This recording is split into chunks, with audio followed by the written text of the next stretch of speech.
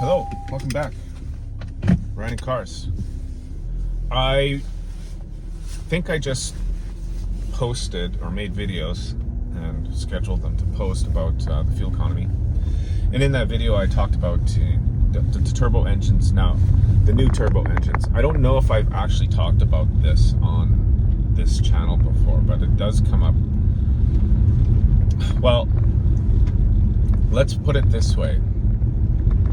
In order to meet emissions regulations to produce cars, manufacturers have made traditional large engines or naturally aspirated engines to get the horsepower and stuff. They've all been switching to smaller engines with turbos, which is fine. I mean, I grew up in the age of turbo cars. And back in the day when you bought a turbo car, they were unreliable. They were always bagged. You couldn't buy them secondhand. But there was no cheaper way through the 90s and 2000s, especially. In order to gain, horsepower per cost, per dollar, turbo was the way to go. For speed and horsepower and things like that. And fine, right? So today, your normal average economy car, your normal average family car, your lower end pickup truck, the pickup trucks used to come with a V8, big engine, big power, that sort of thing, big torque. But now they're coming with a 6-cylinder and a turbo in order to get the same kind of horsepower and torque out of them. Now, here's the thing that I've been seeing on, I watch mechanics videos on YouTube, and there is a thing that is happening with these turbo cars. Now, the whole car industry is gearing towards fuel economy.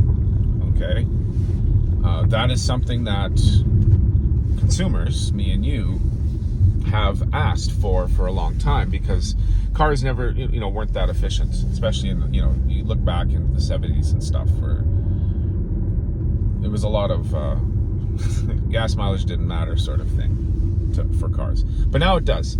And smaller engines, smaller little 4-cylinder engines or 3-cylinder engines with turbos get you that fuel economy, but they also get you the power that you want, right? The fun stuff. Now, here's the thing.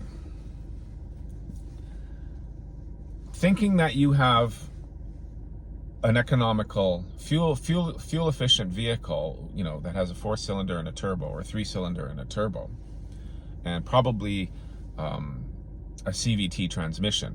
Because if you're buying a CVT transmission, you're going for fuel economy, right? It's not a performance thing. A CVT transmission is not a sports transmission. Okay. All that aside, the problem that's happening with cars today that have these smaller engines and turbos is that they do not get the revs. The revolutions per minute, the tachometer that goes up and down, and when it moves fast, it's fun, and when it doesn't, it's grandma driving. Everybody drives their cars for fuel efficiency, will drive their cars like a grandma, so they don't get the revs. They just keep the revs low, right? Now, a fundamental fact about engines is that engines are made to be revved. They need the oil pressure in there, they need the oil to circulate, and that keeps the engine clean and efficient, right?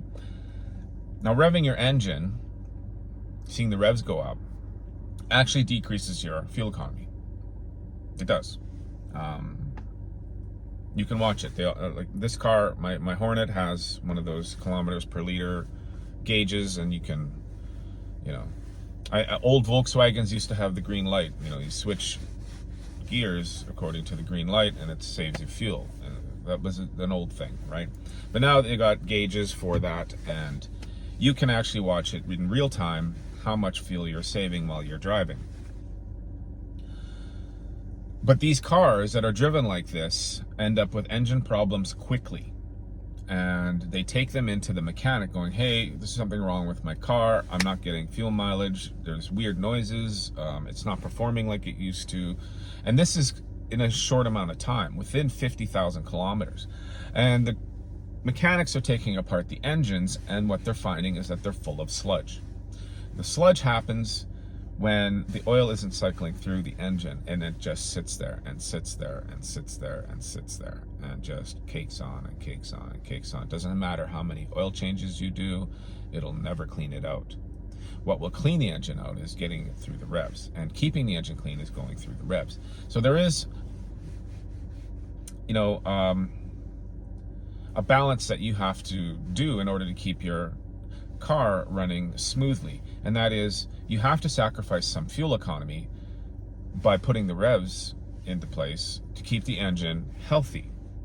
Okay, because there is nothing more expensive than having to take time off work, get your car taken away from you, you having to rent a car while they either replace the engine or clean it out. You know, the downtime from that, or actually having to come out of pocket to clean the engine, right? Which most people, I don't know, it's a big bill, you know, it's thousands of dollars. And so really, by driving with low revs and saving money in your pocket every day by, you know, using less fuel, are you actually saving money by ruining your engine with sludge that has to be cleaned out at some point? You know, that's the gist of this video. That's the gist of these engines. Like this one here has a 4-cylinder turbo and it makes 300 horsepower, or 268 or something like that, not 300. And back in the day, like that's more than 100 horsepower per liter. It's a 2-liter engine and it makes 268, almost 270 horsepower, right? And that's because it has the turbo. Where back in the day, you would be lucky to get 25 horsepower per liter out of a Ford. Like I remember I had a Volkswagen Scirocco, brand new. It was a 1.6 liter. It didn't have the 16 valve thing. It was just a regular Volkswagen 1.6 liter. And I think from the factory, it exclaimed, you know, 97 horsepower. So it wasn't even 100 horsepower. And I had a lot of fun in that car. I did. And now today, the same car, you know, an equivalent would be what, a base Golf or a Honda Civic, or, you know, something along those lines. And all these cars now have the, you know, 4-cylinder turbo engines, 1-point-something liter, and they're all pushing 200 plus horsepower in these tiny little engines. And all of them are basically fuel economy cars. Like people will buy these small cars for fuel economy, right?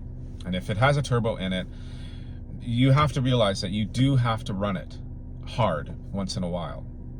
Maybe not on your daily commute, but maybe on the weekend, you take it out for an hour or two and you just pound it through the revs, you know.